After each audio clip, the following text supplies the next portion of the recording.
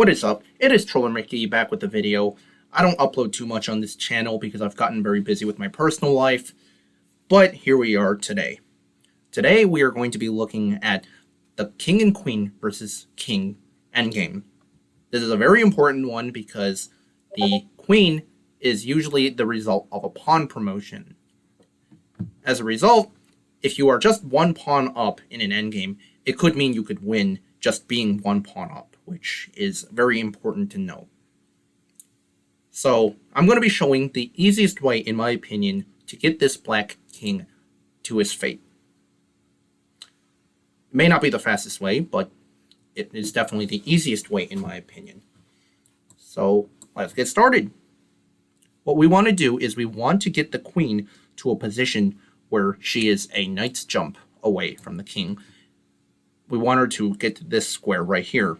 If there was a knight here, this king would be in check. That would be how you would tell where your queen should be. So let's do that.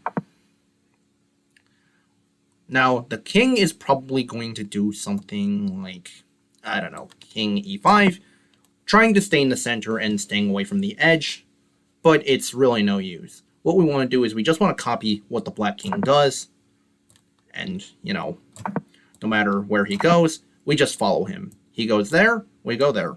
He goes down into the right, we go down into the right. And this process will just keep repeating up until a certain point. So let's just follow this trend. It really doesn't matter what black's king does. It's just losing no matter what.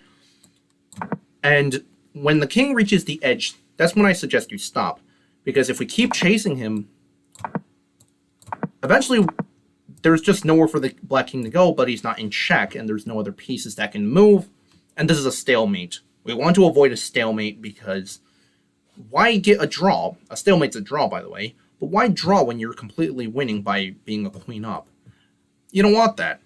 You want a checkmate, not a stalemate.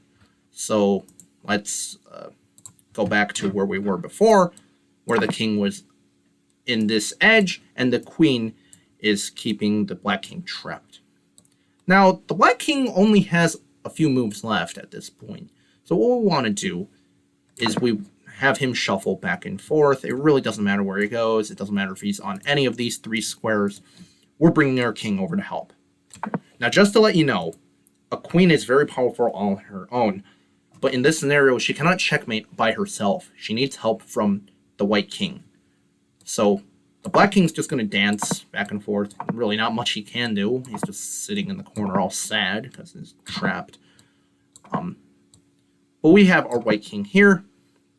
At this point, no matter where black's king moves, we have checkmate like this. Queen to g6 as checkmate. This square is covered, this square is covered, this square is covered. And these are also covered. And if black's king tries to run in the corner, this is checkmate.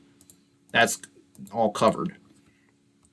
And it doesn't matter what side you do this on. It just needs to be on any edge. Because if you think about it, if the king's on the edge, there's less squares. There's no squares left over here for the king to run to. So we want to push him to the edge. And yeah, just be careful not to stalemate here. And you should be able to win this every time with enough practice. So that's it.